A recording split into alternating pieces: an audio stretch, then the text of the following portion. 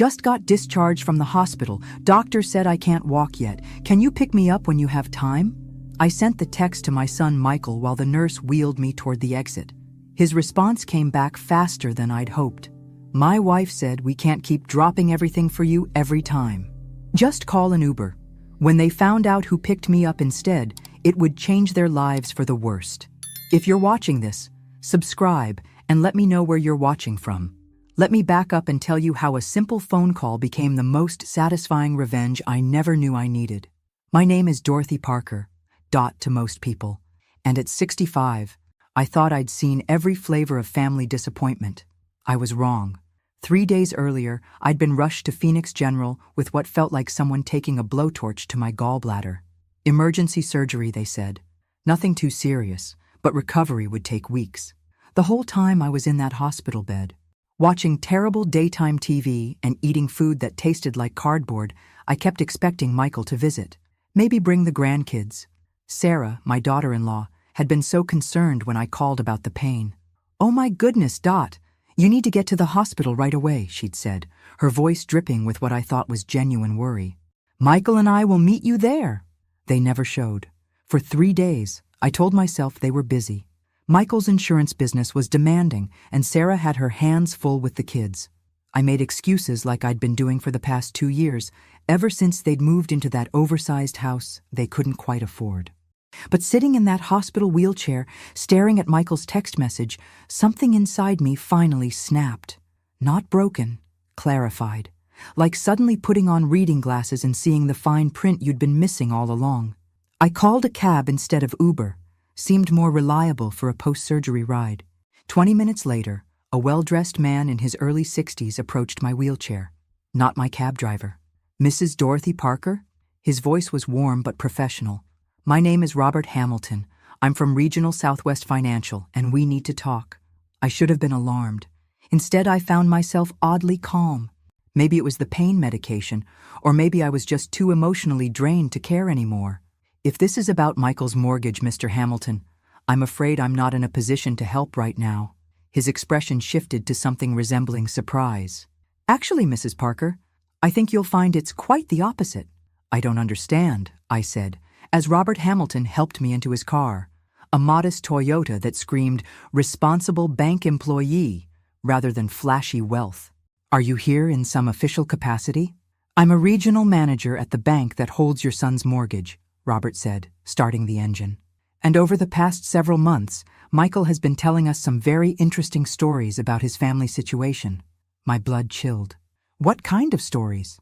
"Stories about supporting his elderly mother through extensive medical expenses. Claims that you've been a significant financial burden due to progressive health issues." Robert glanced at me as we stopped at a red light. "According to Michael, you've been unable to care for yourself and have been draining his resources." I stared at him in disbelief. "That's completely untrue." "I know." His voice was gentle but firm. "Because I've been investigating his hardship application for loan modification. Your son has provided documentation claiming that monthly payments to you for medical care and assisted living considerations are why he's fallen behind on his mortgage." "Payments to me?" My voice came out as a squeak. Except the bank statements he provided show payments from you to him, consistently, for over 2 years.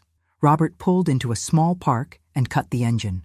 "Mrs. Parker, your son has been using your generosity as evidence of his hardship while actually defaulting on a loan you don't even know you're responsible for." The world tilted sideways. "Responsible for? You co-signed Michael's mortgage application 2 years ago. He told you it was just a character reference, didn't he?" Robert's expression was sympathetic. "But you actually signed as a co-borrower. If he defaults, you're equally liable for the debt." I closed my eyes, remembering that day at the bank. Michael had been so excited, so grateful for my help. He'd rushed me through the paperwork, explaining that the bank just needed someone to vouch for him. I'd been proud to help my son achieve homeownership. "How much?" I whispered. "Current balance is $344,000 with late fees and penalties." I opened my eyes to find Robert studying me with an expression I couldn't quite read. "Mr. Hamilton, why are you telling me this personally? Isn't this something that should be handled through official channels?" Something flickered across his face. an emotion I couldn't identify, because fraud cases involving elder abuse deserve personal attention, and because he paused, seeming to struggle with his words, because something about your name seemed familiar, and I wanted to meet you myself. Familiar how? Robert was quiet for a long moment, staring out at families playing in the park. Mrs. Parker, what was your maiden name? Sullivan, I answered automatically. Dorothy Sullivan. Why? The change in his expression was immediate and profound. Color drained from his face, and his hands gripped the steering wheel so tightly his knuckles went white. Bobby? I whispered, the impossible recognition hitting me like lightning. Hello, Dot? Robert's voice was barely audible. Voice. I've been looking for you for 45 years. The summer of 1980 crashed over me like a tidal wave. Bobby Hamilton, half Irish, half Italian, with dreams of changing the world and promises that stretched beyond the horizons of our small Ohio town. The boy I was supposed to meet at Union Station. The man I'd planned to marry. You changed your name, I managed. Hamilton was my stepfather's name. I started using it after... He swallowed hard. After you didn't show up that morning. I did show up. Tears were streaming down my face now. I waited for 3 days. My parents told me you'd gotten the job in San Francisco and decided you didn't want a small-town girl holding you back. Robert turned to face me fully, his eyes bright with unshed tears. Your father came to see me in Cleveland 6 months later, told me you'd married someone else, that you were pregnant with another man's child, said you wanted me to leave you alone. They lied. The words came out broken. They lied to both of us. 45 years, Robert said softly. 45 years of wondering what I did wrong, what I could have said differently. I reached across the console and took his hand, the same gentle hands that used to hold mine during those long walks by the lake. I married Dante because I thought you'd abandoned me, because my parents convinced me you never loved me at all. I never stopped loving you, he whispered. Even after I married someone else, even after my divorce, even after all these years, I never stopped wondering about the girl with the laugh like wind chimes who was supposed to change my life. We sat in that car for 20 minutes, crying and talking and trying to process 4 decades of lost time. Finally, Robert pulled himself together enough to return to the business at hand. Dot, I need you to understand something. When I saw Dorothy Parker in Michael's file and noticed your former address was listed as Ohio, I started wondering. When I saw Sullivan as your maiden name in the background check, I knew I had to meet you. His voice grew stronger. But regardless of our history, what your son has done is serious fraud. He's not just lying to the bank. He's set you up to take the fall for his debts. What exactly has he done? He's 3 months behind on mortgage payments. He's applied for loan modification claiming financial hardship due to caring for his incompetent mother. He's provided falsified medical records stating you have dementia and require full-time care. Robert's voice turned professional again. And he's used your actual bank statements as proof of his expenses, labeling your support payments to him as care payments from you. The scope of the betrayal was breathtaking. So when I paid his mortgage, it became expensive home modifications for your disability needs. When you bought groceries for them, it became specialized dietary requirements for your health conditions. Robert squeezed my hand. He's turned your love into evidence of your incompetence. What happens now? Robert's smile was grim. Now we give him exactly what he's been asking for, a visit from his incompetent mother. The next morning, I stood in Robert's bank office, watching my son through a conference room window as he spread documents across the table. Michael looked confident, almost cocky, as he gestured animatedly to the loan officer taking notes. 26 minutes of complete fiction so far, Robert murmured beside me. He's currently explaining how your progressive dementia requires round-the-clock supervision. I almost laughed. Yesterday, after our emotional reunion, Robert and I had spent hours walking through the downtown district, talking about our lost years and catching up on our separate lives. This morning, I'd done my usual yoga routine and cooked breakfast for both of us. Some dementia. Are you ready for this, Dot? I straightened my shoulders and smoothed my dress. I've been ready for this conversation for 2 years. I just didn't know it. Robert opened the conference room door. Michael, I'd like you to meet someone. The look on my son's face was worth every moment of yesterday's shock and tears. His mouth literally fell open, and the papers in his hands scattered to the floor. "Mom? What are you? How did you? Hello? Sweetheart." I settled into the chair across from him with deliberate calm. "Don't let me interrupt. I was just hearing about my progressive dementia. Please, continue." Michael's face cycled through confusion, panic, and desperate calculation. "I can explain." "Oh, good," Robert said, closing the door behind him. "Because I'm very interested in explanations, particularly about these medical bills." He placed a folder on the table and opened it to reveal copies of checks. "My checks. Would you like to explain to your mother how her mortgage payments became her medical expenses?" Michael recovered quickly. I had to give him credit for that. He shifted into the concerned son routine with practiced ease. "Mom, you don't understand the situation," he said, reaching across the table toward my hand. I pulled back. "I've been trying to protect you from the stress of our financial problems. Yes, I used some of your support as documentation, but only because the bank needed proof of our hardship." "Hardship caused by caring for me?" I asked sweetly. "It's not like that, Michael." Robert's voice cut through my son's stammering. "You submitted a loan modification application claiming your mother requires full-time care due to progressive dementia and mobility issues. You provided medical records stating she's been hospitalized 6 times this year for complications related to her condition." The blood drained from Michael's face.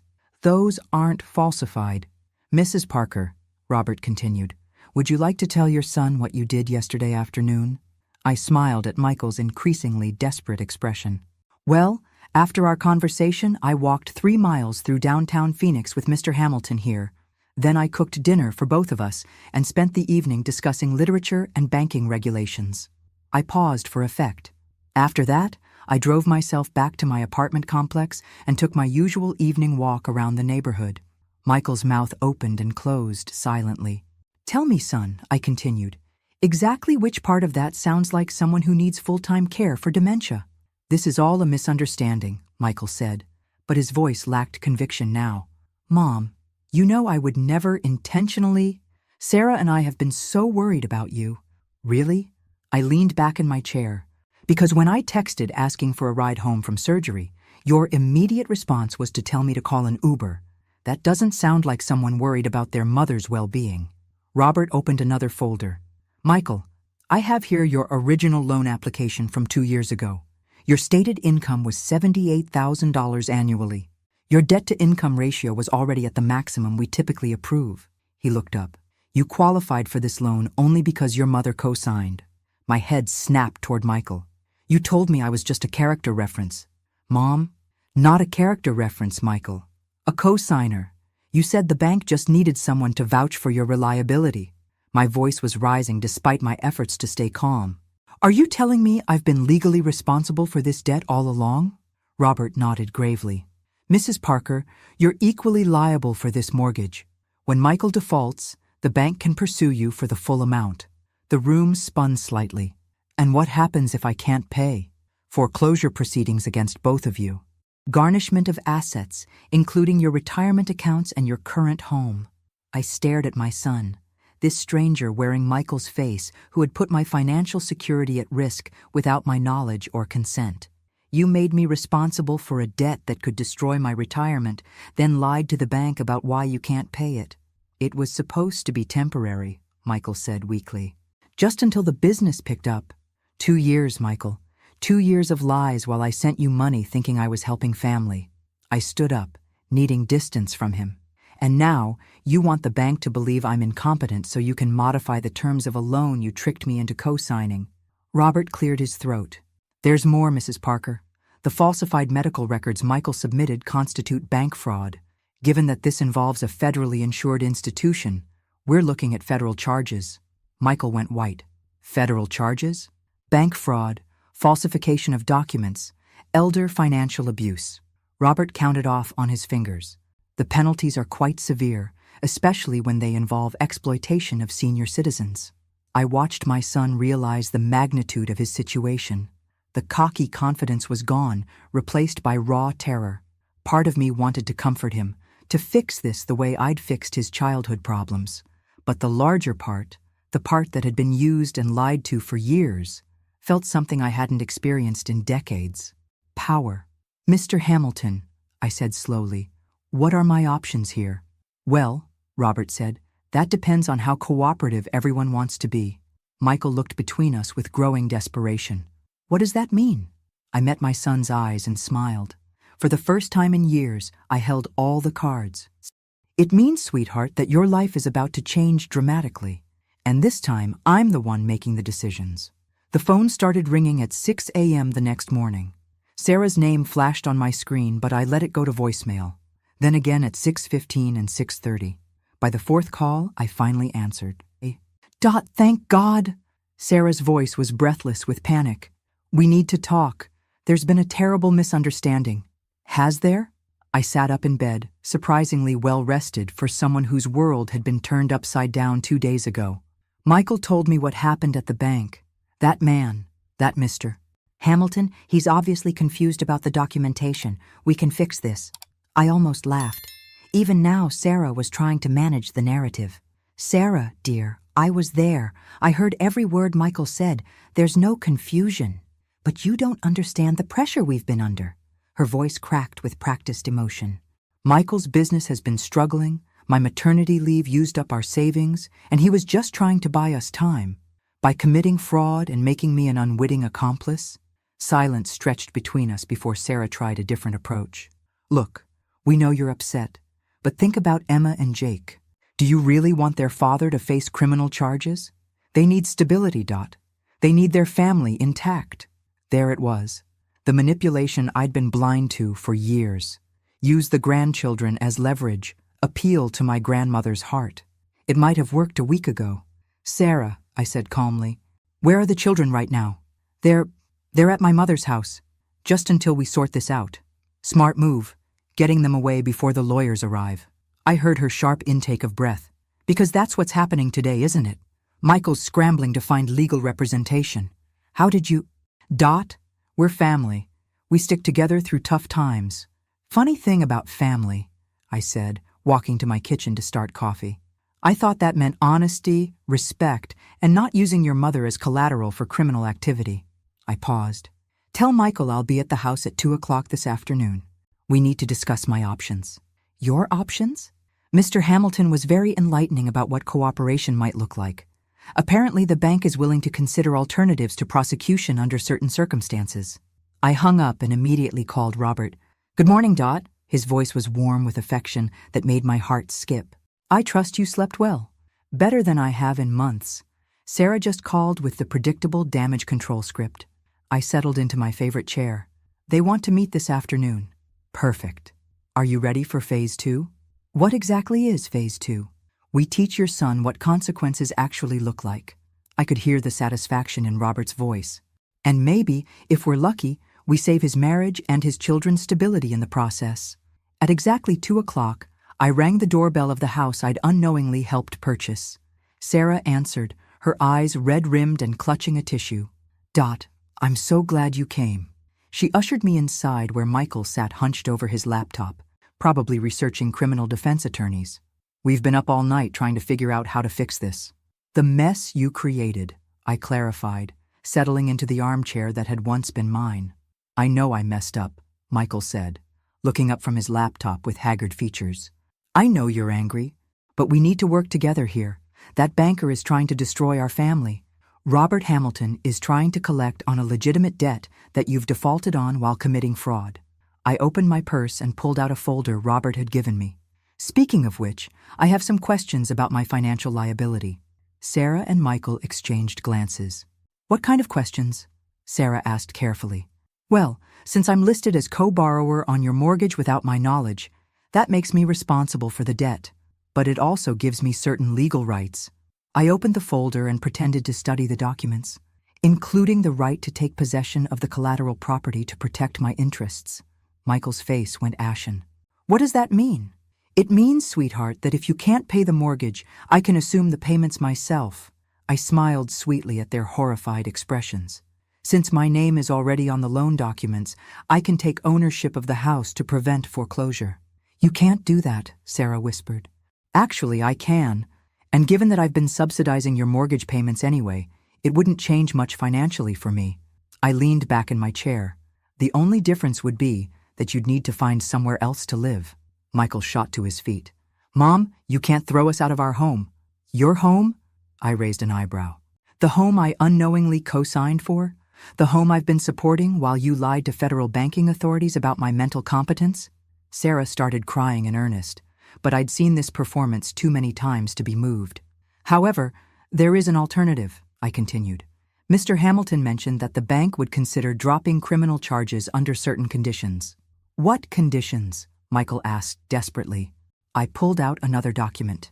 Full financial restitution, not just the missed mortgage payments, but penalties, legal fees, and compensation for fraud damages. I scanned the numbers Robert had calculated. Total comes to $67,000.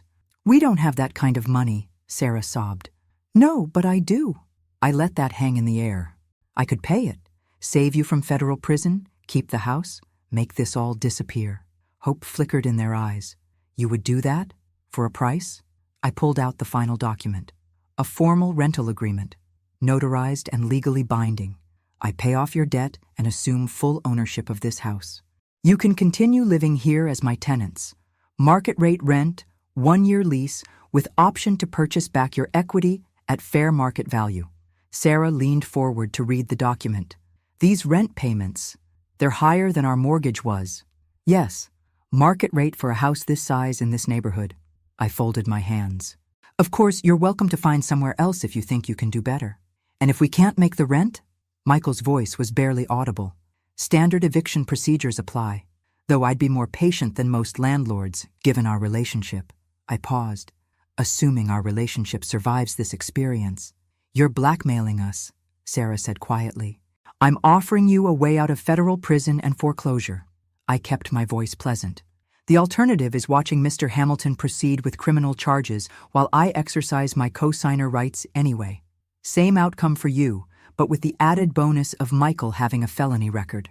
The grandfather clock in the corner, another gift from me, ticked away the seconds of their decision time. There's something else, I said, opening my purse again. I had an interesting conversation with Mr. Hamilton about the bank's investigation. Michael went pale. What investigation? When banks discover fraud, they're required to review all related accounts. So the team has been examining your complete financial history with Regional Southwest. I pulled out a printed report. Turns out this isn't the first time you've been creative with documentation. Sarah grabbed Michael's arm. What is she talking about? Your business line of credit application from 18 months ago? The one where you claimed I was a business partner contributing startup capital? I watched Michael's stricken expression. Except, I never contributed any startup capital. You used my bank statements showing the mortgage assistance as proof of business investment. Oh, God, Sarah whispered. 2 separate incidents of fraud involving the same victim. The prosecutor says that establishes a pattern of criminal behavior. Makes plea bargaining much more difficult. I refolded the report. Unless, of course, the victim testifies that she was a willing participant who simply misunderstood the arrangements. Michael's hands were shaking. What do you want, Mom? I looked around the room at the life they'd built with my money, furnished with my gifts, secured with my unknowing signature. I want what I've always wanted, Michael. I want to be treated with respect. I want honesty. And I want my family to stop seeing me as their personal bank account.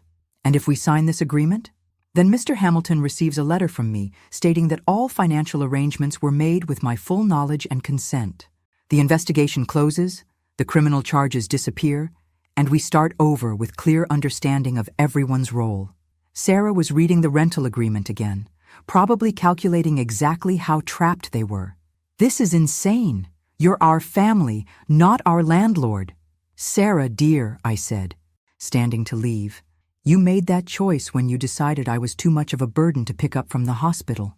3 days later, I met Robert for coffee at a small bistro downtown.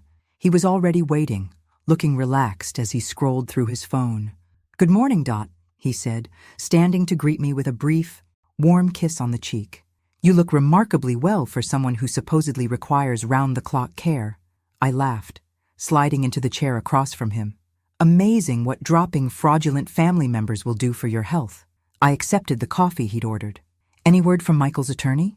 3 calls yesterday begging for meetings to discuss resolution options.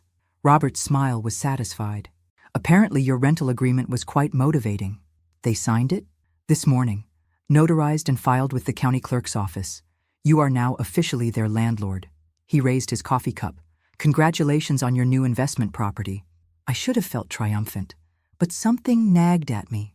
Robert, I said slowly, can I ask you something personal? Of course. How did you know it was me? I mean, Dorothy Parker is a fairly common name, and Sullivan isn't exactly unique. Robert set down his cup carefully. Your address history in the credit report. You lived on Maple Street in Millfield, Ohio, until 1982. My heart stopped. You lived on Oak Street, 3 blocks away. His smile was tender. I drove past your house for months after you married Dante, hoping to catch a glimpse of you. I memorized that address 45 years ago. I can't believe we found each other again, I whispered, reaching across the table to touch his hand. I can't believe I almost missed you. Robert's fingers intertwined with mine. If Michael had been honest with his loan application, if he hadn't committed fraud, our paths never would have crossed. So in a twisted way, I should thank my son for lying to federal banking authorities? I prefer to think of it as destiny finding a way. Robert's eyes were warm with the same tenderness I remembered from our youth, though I admit the circumstances are less romantic than I might have hoped. We spent the next hour talking about our lost years. Robert had married his college girlfriend in 1983, divorced 15 years later when they realized they'd never really been happy. No children. His ex-wife hadn't wanted them, and he'd convinced himself he didn't either. I think I was afraid, he admitted. Afraid that loving children would somehow betray what we'd had. Ridiculous, but there it is. I told him about Dante, a good man who'd given me stability and 2 children, but never the passionate love I'd shared with Bobby Hamilton in the summer of 1980. About raising Michael and his sister Jennifer, about losing Dante to cancer 5 years ago, about the slow realization that my children saw me as a responsibility rather than a person. Jennifer lives in Seattle, I explained. We talk monthly, but she has her own life. She never asks for money, never needs favors, just distant but respectful. And Michael was my baby, my charming, irresponsible baby who I kept enabling because I couldn't bear to let him fail. I sighed. I suppose I created this situation as much as he did. No. Robert's voice was firm. You loved your son. He chose to exploit that love. There's a difference. My phone buzzed with a text message. Michael's name appeared on the screen. Mom, can we talk? I've been thinking about everything you said and I want to make this right. Not just the rental agreement, everything. I want to be the son you deserve. I showed the message to Robert, who read it with raised eyebrows. What do you think? I asked. I think he's had 3 days to realize that federal prison isn't an attractive option. Robert's expression was thoughtful. But people can change, Dot. Sometimes a crisis forces growth that nothing else could accomplish. Should I respond? That depends. Are you ready to find out if your son is capable of genuine remorse, or if this is just another manipulation? I stared at the message for a long moment, then typed back, Come to my apartment tomorrow at 7 p.m. Come alone. We'll talk. The next evening, Michael arrived at my door carrying a manila envelope and wearing an expression I hadn't seen since he was 12 years old and had broken my favorite vase. Hi, Mom. His voice was subdued, respectful in a way it hadn't been for years. Come in. I gestured to the living room Robert had helped me redecorate over the weekend. Can I get you something to drink? Just water, please. He sat carefully on the edge of my sofa, the envelope clutched in his hands. When I returned with his water, he looked up at me with eyes that were genuinely remorseful. I owe you an apology that's bigger than words can express, he began. What I did, lying to the bank, forging medical records, putting your financial security at risk, it was criminal, literally criminal. And the worst part is that I justified it by telling myself I was protecting you from stress. I said nothing, waiting. But the truth is, I was protecting myself from failure, from having to face that my business wasn't as successful as I claimed, from admitting to Sarah that I couldn't provide the life I'd promised her. His voice cracked. And I used your love as a shield against consequences I should have faced myself. What's in the envelope, Michael? He handed it to me with shaking hands. A cashier's check for $67,000, the exact amount you paid to cover my restitution. I stared at the check. Where did this money come from? I sold my business. At a loss. But it was enough. He took a shaky breath. I also spoke to a counselor about my financial dishonesty. Apparently it's more common than I thought. People who lie about money to avoid disappointing their families. And Sarah is furious with me, as she should be. We're in marriage counseling, trying to figure out if we can rebuild trust. He met my eyes. Just like I'm hoping we can rebuild trust. I looked at my son, really looked at him, and saw something I hadn't seen in years. Accountability, growth, the possibility of change. The rental agreement stands, I said firmly. You'll pay market rate rent, and you'll earn back the right to call this house yours. I understand. But, I continued, I'm willing to discuss a path back to family. Real family, built on honesty and mutual respect. Relief flooded his features. Thank you, Mom. I won't waste this chance. 6 months later, I stood in my kitchen, the kitchen of the house I now owned, preparing Thanksgiving dinner. The rental arrangement had worked better than anyone expected. Michael and Sarah had become respectful tenants, prompt with payments and considerate of boundaries. More importantly, they'd become honest family members. Robert was in the living room, teaching my 7-year-old granddaughter Emma to play chess while 9-year-old Jake showed him something on his tablet. My grandchildren had taken to him immediately, drawn to his endless patience and gentle humor. The doorbell rang, and I wiped my hands before answering. Michael stood on the porch holding a bottle of wine and wearing a genuine smile. "Happy Thanksgiving, Mom," he said, and for the first time in years, he looked genuinely grateful to see me. "Happy Thanksgiving, sweetheart." I hugged him, noting how he held on a little longer than usual. "This is for you," he said, handing me an envelope. Early Christmas present. Inside was a contract, a purchase agreement for the house, fair market value, with a down payment that represented 2 years of faithful rent payments and responsible financial behavior. "Michael, you don't have to—" "Yes, I do." His voice was steady. "I want to earn this house back the right way. I want my children to see their father as someone who keeps his word and takes responsibility for his actions." I looked past him to where Sarah was helping the children out of the car, saw her wave at me with genuine warmth. She'd surprised me over the past months, revealing a backbone I hadn't known existed. Once she'd stopped covering for Michael's lies, she'd become a woman I actually respected. "We'll discuss it after the holidays," I said, linking my arm through my son's. "Robert's been looking forward to meeting your family properly." As my family gathered around my table, in my house, by my rules, with my chosen partner at my side, I thought about the girl who'd waited at that train station 45 years ago. She couldn't have imagined this life, but I think she would have been proud of how the story was turning out. "You know," Robert said later that evening as we cleaned dishes together, "when I decided to investigate your son's loan application personally, I never imagined it would lead to this." "Fate has a sense of humor," I agreed, handing him a wine glass to dry. "Though I still think you're slightly crazy for driving an Uber on weekends." Robert laughed. "Regional bank managers don't make as much money as people think, and I like meeting people, hearing their stories." He set the glass down and turned to face me. "That day, when I saw your pickup request and recognized the name, I knew I had to be the one to drive you. You could have just called me." "And said what?" "Hi, Dorothy. This is the boy who was supposed to marry you 45 years ago. And by the way, your son is committing fraud." Robert shook his head. "I needed to see you first, to know if you were happy, if you'd had a good life without me." "And what did you conclude?" "That you were lonely, that your family was taking advantage of your generosity, and that you were still the strongest, most beautiful woman I'd ever known." He reached into his pocket and pulled out a small velvet box. "Which brings me to something I've been wanting to ask you." My heart stopped. "Bobby, I know we're not kids anymore. I know we've both lived entire lives since we last saw each other, but I also know that some things are worth waiting for." He opened the box to reveal a simple, elegant ring.